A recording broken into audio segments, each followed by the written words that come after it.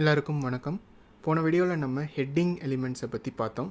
H1லேருந்து H6 இருக்க எல்லா heading எலிமெண்ட்ஸையும் பார்த்தோம். அது எப்படி சைஸை கம்மி பண்ணிகிட்டே போகும், H1லேருந்து H6 வரைக்கும் யூஸ் பண்ணி இதை பற்றிலாம் நம்ம பார்த்தோம். இந்த வீடியோவில் நம்ம பேராகிராஃப் எலிமெண்ட்டை பற்றி பார்க்க போகிறோம்.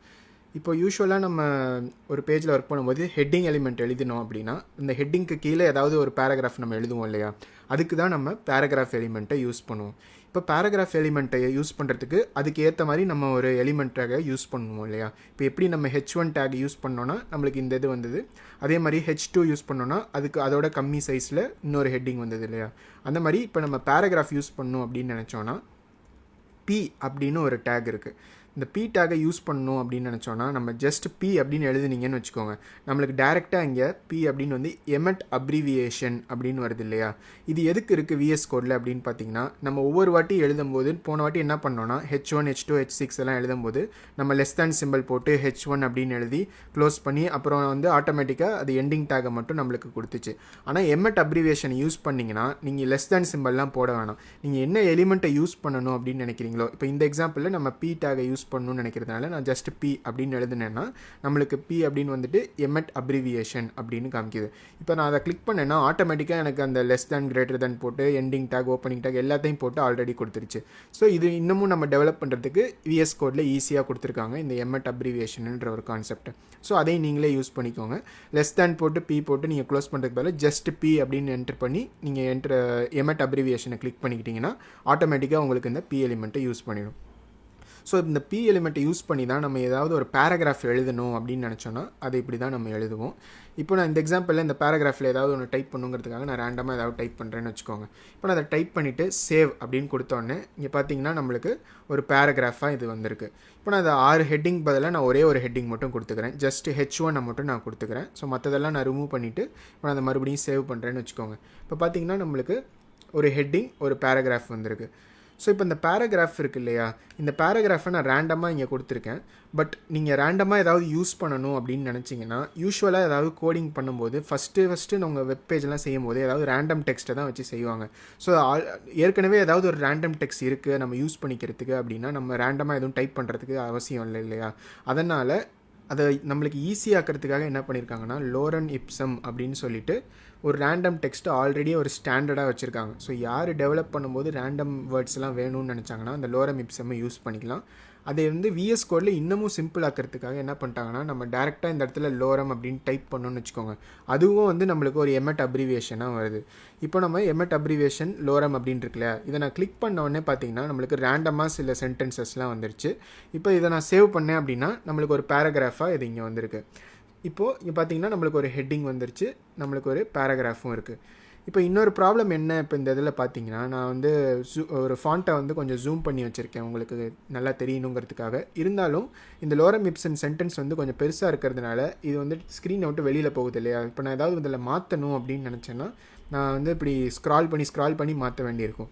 இந்த மாதிரிலாம் உங்களுக்கு ப்ராப்ளம் வந்துச்சுன்னா இதுக்கு என்ன பண்ணலாம் அப்படின்னா வேர்ட் ரேப் அப்படின்னு ஒரு VS கோடில் ஒரு செட்டிங் இருக்குது.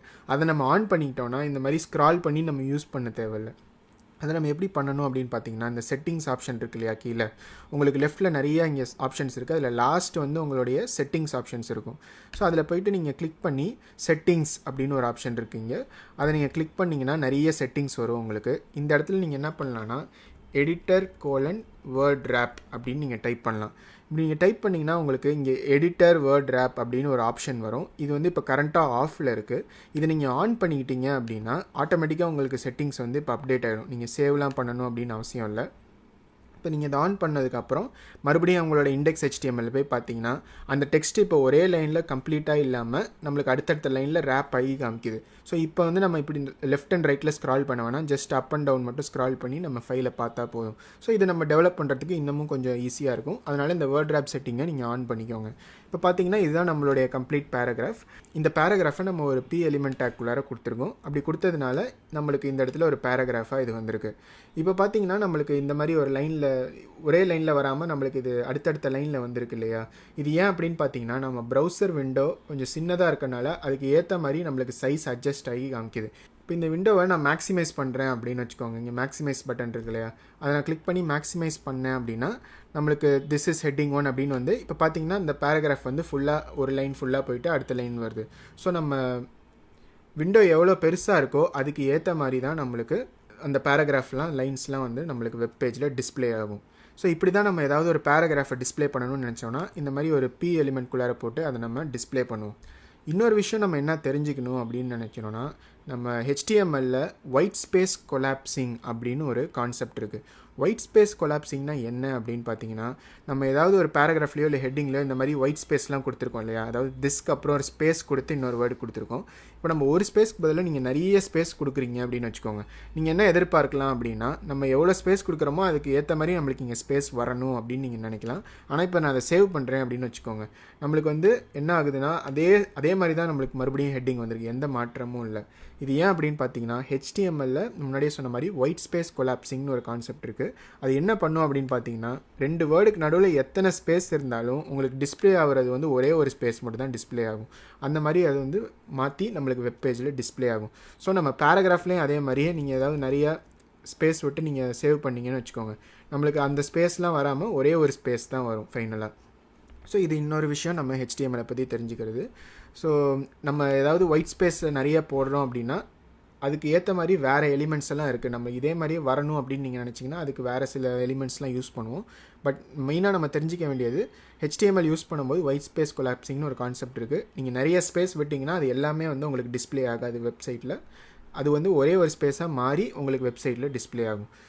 அவ்வளோதான் இந்த வீடியோவில் நான் சொல்ல வந்தது. ஜஸ்ட் பேராகிராஃப்னால் என்ன அப்படிங்கிறத பற்றி இந்த வீடியோவில் பார்த்தோம். நம்ம போன வீடியோவில் ஹெட்டிங்ஸை பார்த்தோம். அந்த ஹெட்டிங்க்கு கீழே இப்போ ஒரு பேராகிராஃபையும் நம்ம எழுதியிருக்கோம். இப்போ இந்த பேராகிராஃபில் வேணும்னா நம்ம ரேண்டம் டெக்ஸ்ட்டை யூஸ் பண்ணுறதுக்கு இந்த லோரம் இப்சம் அப்படின்ற இந்த எமெட் அப்ரிவியேஷனை யூஸ் பண்ணி நம்ம எழுதணும். இன்னொரு நல்ல விஷயம் என்ன அந்த எமெட் அப்ரிவியேஷன் யூஸ் பண்ணுறதுல அப்படின்னு பார்த்தீங்கன்னா, நீங்கள் எத்தனை ரேண்டம் வேர்டு வேணும்னு நினைக்கிறீங்களோ அதை நீங்கள் ஆக்சுவலாக நீங்கள் கொடுக்கலாம் அந்த இடத்துல. இப்போ நான் என்ன பண்ணுறேன்னா, இதை நான் ரிமூவ் பண்ணிவிட்டு மறுபடியும் நான் லோரம் அப்படின்னு டைப் பண்ணுறேன்.